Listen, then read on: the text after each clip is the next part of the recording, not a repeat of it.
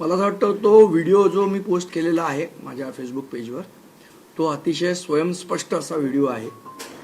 त्यामध्ये हाफकिन शाखा जी PWDची आहे, सार्वजनिक बांधकाम खात्याची, त्यातला एक अभियंता, शाखा अभियंता सरळ सरळ LOC साठी पैसे घेताना कंत्राटदाराकडनं आपल्याला दिसतोय।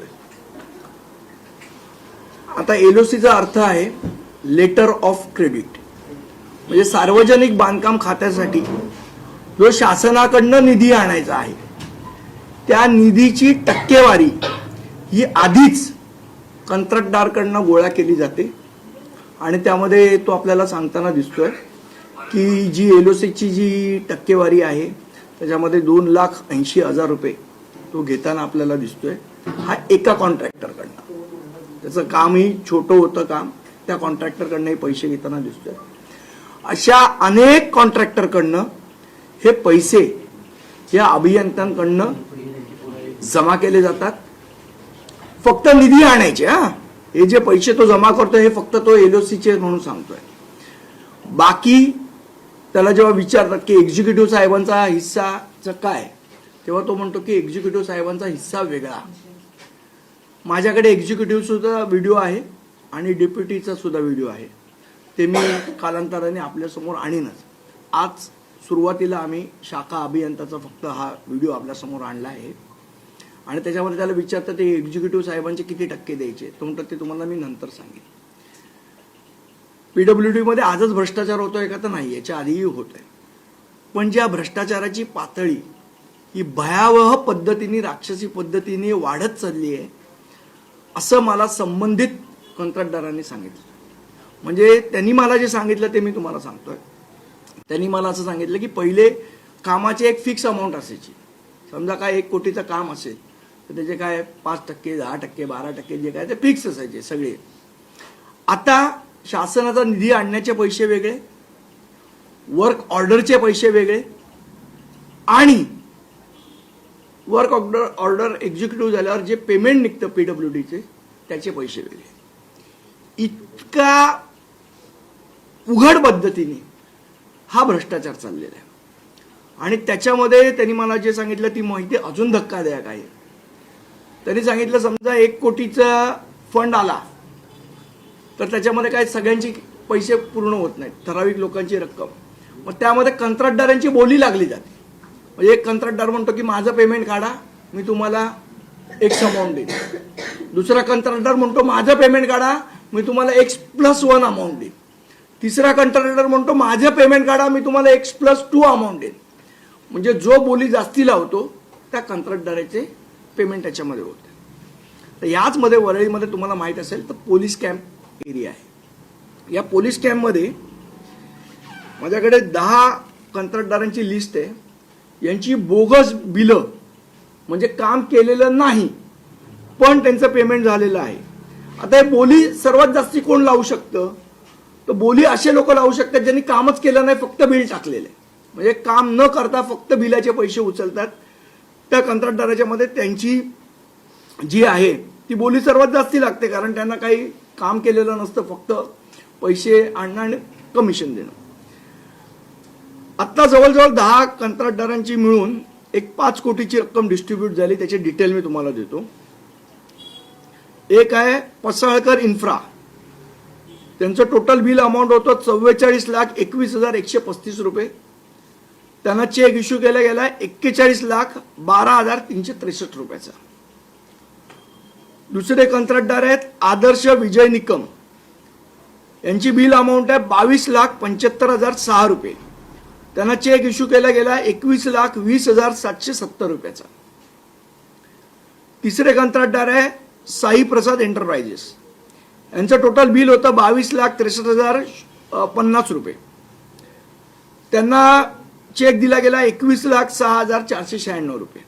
असे जवळजवळ 10 कंत्राटदार आहेत। ती लिस्ट तुम्हाला मी याच्यावर पाठवतो व्हॉट्सअपवर। सांगायचा उद्देश असा, हे जे कंत्राटदार आहेत ज्यांची चेक काढलेले आहेत आत्ता याच्यानंतर, म्हणजे फंड आणायचा, बोगस कामं दाखवायची, बोगस बिलं तयार करायची आणि सगळा व्यवहार फक्त कागदावर होतो, प्रत्यक्षात कुठलंही काम होत नाही। त्यामुळे आमची मागणी ही आहे की ही ज्या कंत्राटदारांची बिलं गेलेली आहेत एक तर त्यांची चौकशी करा की त्यांनी खरोखर कामं केली आहेत आणि खरोखर कामाची त्यांना बिलं दिली आहेत का. दुसरं, हा जो अभियंता आहे तो पैसे स्वीकारताना आपल्याला या चित्रफितीत दिसतोय, तो अभियंता कोणासाठी पैसे गोळा करतोय. एक तर निश्चित आहे की तो अभियंता काय स्वतःसाठी पैसे गोळा करत नाहीये, आणि तो त्या व्हिडिओमध्येच म्हणतो की LOC साठी पैसे. मग त्या LOC मध्ये कोणाकोणाचे वाटे कुठपर्यंत आहे, कारण ते काय एका माणसाच्या हातातला अधिकार नाहीये फंड अलॉट करणं. मग त्या फंड अलॉट करण्यामध्ये कुठला आमदार इन्व्हॉल्ड आहे का, तो फंड अलॉट करण्यामध्ये कुठला एक्झिक्युटिव्ह इंजिनियर इन्व्हॉल्ड आहे, कारण तो एक्झिक्युटिव्ह इंजिनियरचं सरळ नाव घेतोय की एक्झिक्युटिव्ह इंजिनियरचे वेगळे पैसे द्यायचे. कोण कोण अधिकारी, कोण कोण मंत्री किंवा कोण कोण आमदार हा निधी मंजूर करण्यासाठी इन्व्हॉल्ड आहे, या सगळ्यांची चौकशी या माध्यमातून झाली पाहिजे. आजचा हा पहिला व्हिडिओ आहे, उद्या आम्ही दुसरा करू, परवा तिसरा करू. जोपर्यंत शासन याच्यावर दखल घेत नाही तोपर्यंत आम्ही हे प्रकरण बाहेर काढत राहू आणि सरकारला प्रश्न विचारत राहू. आपण पाहिलं तर PWD खात्यामध्ये आधीपासूनच अनेक वेळा अशा गोष्टी समोर आल्या आहेत, पण आता यावेळी जर आपण पाहिलं तर नवीन पद्धत चालू झाली की सुरुवातीपासूनच कुठेतरी पैसे घ्यायचे आणि ते पण उघडपणे दालनामध्येच. तर ह्याकडे आता हा तो जो व्हिडिओ आहे तो दालनाचाच व्हिडिओ आहे, त्याच्या ऑफिसचाच व्हिडिओ आहे, आणि आपण बघतोय की किती निर्लज्जपणे किती ओपनपणे हे पैसे घेतले. पहिले लोकांना एक भीती असायची, शरम असायची, कुठेतरी कोपऱ्यात नेऊन पैसे घ्यायचे. आता तेही राहिलेलं नाही आणि ऑफिसच्या ड्रॉवरमध्ये पैसे ठेवले जातात. आणि PWD हा भ्रष्टाचाराचा अड्डा झाला आहे. अनेक कंत्राटदारांनी मला सांगितलं की आम्हाला 20% एक्झिक्युटिव्ह इंजिनियर मागतो. आता आम्ही कामं किती करायची आणि पैसे किती द्यायचे, आणि जो जास्ती बोली लावेल त्याचे पेमेंट काढली जातात, बाकीच्यांची पेमेंट काढली जात नाही, कारण शासन सांगतं की निधी कमी आहे. मग निधी जर कमी असेल तर तुम्ही ही कामं करून का घेताय लोकांकडे. आणि फक्त बऱ्याचशा योजना या कागदावर आहेत, प्रत्यक्षात काम होत नाही. मुख्यमंत्री तर म्हणतात की सरकार अडचणीत आहे.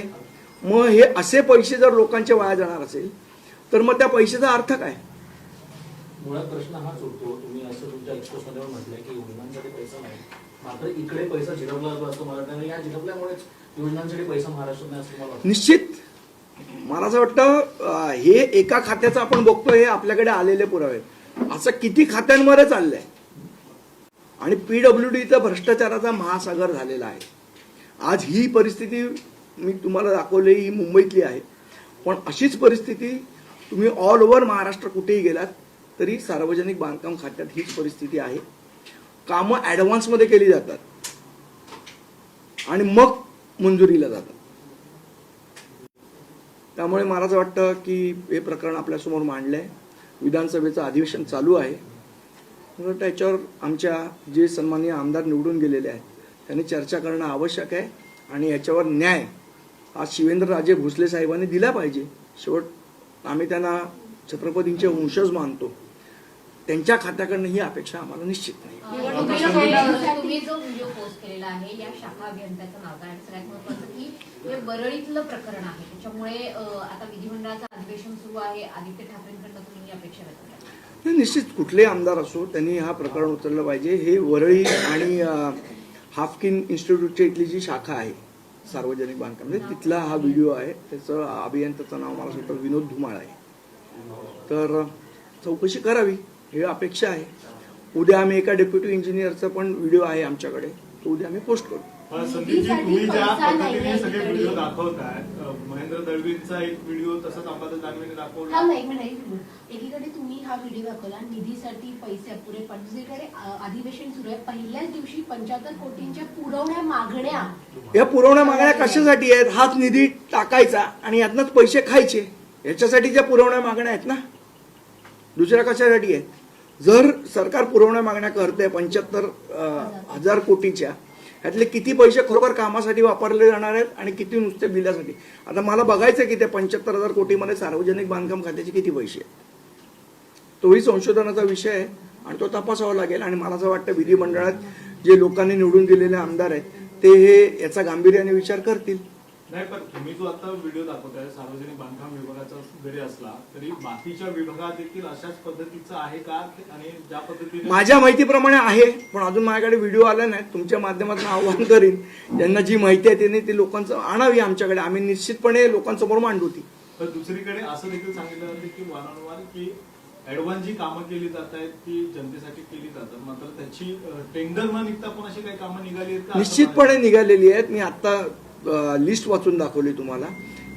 जी कामं केलेलीच नाहीयेत त्याचे पेमेंट झालेले आहेत, त्याची लिस्ट मी वाचून दाखवली. आणि ती पोलीस वसाहत जी आहे वरळीला, त्या पोलीस वसाहतीतली कामं आहेत जी कामं झालेली नाहीत पण त्याची पेमेंट झालेली आहे. हे कसं काय शक्य आहे हे पण तिथल्या इंजिनियरनी सांगितलं पाहिजे. संदीपजी, गेल्या काही दिवसांमध्ये आपण जर बोलतो तर अनेक कंत्राटदारांनी बिलं थकीत आहेत म्हणून आत्महत्या करण्याचा प्रयत्न किंवा आंदोलनाचा मार्ग स्वीकारलेला होता. तर दुसरीकडे तुम्ही ज्या पद्धतीची माहिती समोर आणली, कामं झाली नाहीत पण टेंडरचे पैसे मात्र देण्यात आले. हा बघा, असं आहे, ज्या कंत्राटदारांनी मला हा व्हिडिओ दिला त्याला मी हा सेम प्रश्न विचारला की बाबा हे देऊन तुझं नुकसान होणार आहे, तुला याच्या पुढे कामं मिळणार नाही. तो म्हणाला, साहेब आम्ही मेलेली कोंबडी आहोत, आम्हाला भाजून खा नाही तर उकडून खा, आमचे पैसेच मिळत नाहीयेत, तर आम्ही काय करणार दुसरं. पवईमध्ये जर आज झालं होतं त्याने पण हाच दावा केला होता. निश्चितपणे मला असं वाटतं त्याचा जो काही एन्काउंटर झाला कदाचित त्यामुळेच झाला असेल की ही सगळी कुठलीच प्रकरणं बाहेर येऊ नयेत म्हणून. कारण तो जो कंत्राटदार मला सांगतो अतिशय धक्कादायक माहिती आहे. त्याचं असं म्हणणं आहे की जे बोली लावतात त्यांनाच पेमेंट मिळतं, आम्ही कामं करून पण आमचे वर्षानुवर्ष जर पैसे मिळत नसतील तर आम्ही करायचं काय. उद्या जर अजून काही कंत्राटदारांनी आत्महत्या करायला सुरुवात केली, मला आश्चर्य नाही वाटणार ज्या पद्धतीने सरकार चाललंय आणि खात्याचं काम चाललंय. एकीकडे मुंबई गोवा महामार्ग काम गेल्या अनेक वर्षांपासून रखडले, सार्वजनिक विभागाचं एक काम आहे, अशा पद्धतीची बरेचसे रस्त्यांची कामं रखडलेली आहेत, याच कारणामुळे रखडले असं म्हणायचं नाही, हा भ्रष्टाचारच आहे ना. सगळीकडेच भ्रष्टाचार होतो. मग तो गोवा असो, मुंबई असो, म्हणजे मुंबई गोवा महामार्ग असो, मुंबई असो, वर्धा असो, नागपूर असो किंवा सांगली असो, सगळ्या PWD खात्यामध्ये ह्याच सिस्टीमने काम चालू आहे. आणि सर्वात मोठा भ्रष्टाचार हा PWD खात्यात होताना आपल्याला दिसतोय. महानगरपालिकेचंही तेच आहे. मुंबई महानगरपालिका आत्ता आपण बघितलं असेल तर एक वॉर्ड ऑफिसर लोकांकडनं 60-60 करोड रुपये गोळा करतो आणि त्याच्या संदर्भात सरकार साधा गुन्हाही दाखल करत नाही. त्या वॉर्ड ऑफिसरला सक्तीच्या रजेवर पाठवलं जातं पण त्या संदर्भात सरकार गुन्हा दाखल करत नाही. कोणाचे पैसे आहे? सरकारी अधिकाऱ्यांचे पैसे. सरकारी अधिकाऱ्यांनी कुठनं पैसे आणले माहीत नाही. त्यामुळे हे जे चाललेलं आहे ज्या पद्धतीने कारभार, हा महाराष्ट्राला विनाशाकडे नेणारा कारभार आहे. त्याच्यामुळे त्याच्यावर गुन्हा दाखल केला नाही का की सरकारी अधिकाऱ्याचे पैसे आहेत आणि त्यामुळे कुठेतरी सरकारी हा शेवट कंप्लेंट कोण करणार? कुठला सरकारी अधिकारी बोलणार की मी कॅश दिले म्हणून? पण सर, जेव्हा दोन्ही सभागृहामध्ये विरोधी पक्ष नेताच नाहीये आणि ज्या प्रकारे महायुतीचं जे बलाबल म्हणजे त्यांची जी संख्या बळेल, याच्यामध्ये विरोधकांचं मागण्या किंवा त्यांचं म्हणणं ऐकून घेतलं जाईल असं वाटतं. मला असं वाटतं आता तो जे निवडून गेलेले आमदार आहेत, ज्यांना विरोधी पक्ष म्हणून निवडून दिलेलं आहे लोकांनी, त्यांची जबाबदारी आहे ती की तिथे सभागृहात जर ऐकलं जात नसेल तर बहिऱ्या सरकारला मोठ्याने आवाज करून सांगावा लागतो. तो आवाज आमदार करतील. व्हिडिओ एक्सपोज केलाय तर अंबादास दानवेंनी देखील शिंदे गटाचे आमदार आहेत महेंद्र दळवी, त्यांचा एक व्हिडिओ एक्सपोज केला आहे. त्याच्यामध्ये पैशांची बॅग दिसते, व्हिडिओ कॉलमध्ये स्वतः महेंद्र दळवी दिसत आहेत. शेतकऱ्यांना देण्यासाठी पैसे नाही असा सवाल त्यांनी उपस्थित केला आणि आमदारांकडे पैसे बघा, शेतकऱ्यांना पैसे मिळत नाहीत, कंत्राटदारांना पैसे मिळत नाहीत. जनतेला फक्त निवडणूक आली की त्यांच्या खात्यामध्ये 10,000 रुपये टाकले जातात आणि ते 10,000 रुपये तेव्हा टाकायचे आहेत म्हणून आता कोणाला काही आणि फरकच नाही पडत ना. त्यांना माहिती आहे की निवडणुका आल्या, लोकांच्या खात्यामध्ये कुठल्या तरी योजनेच्या अंतर्गत पैसे जमा केले, आपण निवडणूक जिंकणार आहोत, मग कशाला आता लोकांची कामं करणार. या मानसिकतेत सध्या सरकार दिसतंय. नगरपालिका आणि नगरपंचायतीच्या ज्या काही निवडणुका झाल्या यामध्ये देखील अशाच पद्धतीच्या मतदानाच्या वेळेस बोली लागलेल्या तर मला असं वाटतं आपण सगळ्यांनी दाखवले. पैशाचा जो महापौर या निवडणुका आला दाखवलं, तो शेवट कुठनं आला? कोणाचे तर काय खिशातनं पैसे नाहीत एवढे. हा शेवट या भ्रष्टाचाराच्या माध्यमातूनच पैसे आले.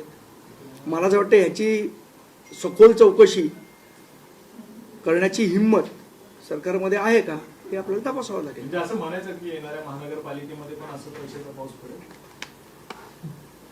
माहित नाही. आपण बघतो सायनमध्ये 2 एकराचा भूखंड हा मुंबई महानगरपालिकेने विश्व हिंदू परिषदेला दिलेला आहे. 30 वर्षाच्या लीजवरती. लवकरात लवकर निवडणुका झाल्या पाहिजेत, त्याशिवाय महानगरपालिकेच्या मनमानी कारभाराला साथ बसणार नाही. विधिमंडळाचं अधिवेशन सुरू आहे, मात्र विरोधी पक्षनेता सध्या आपल्याला दिसत नाहीये. मात्र आता भाजपकडनं एक ऑफर समोर येते की जे विधानसभेचं विरोधी पक्ष नाही, मला असं वाटतं बघा कसं आहे, लोकशाहीमध्ये दोन्ही लोक महत्वाची आहेत, सरकारमध्ये असणारी आणि विरोधात असणारी. शेवट लोकशाहीचा तो पाया आहे की विरोधी पक्ष सक्षम असणं गरजेचं आहे. मला असं वाटतं नियमांमध्ये गुंतवून न ठेवता एक भूमिका सरकारने घेतली पाहिजे की हो, आम्हाला सुद्धा विरोधी पक्षाची गरज आहे, कारण आमच्यावर अंकुश असणं आवश्यक आहे. असं जर लोकशाही समर्थक सरकारला वाटत असेल तर विरोधी पक्ष नेमतील.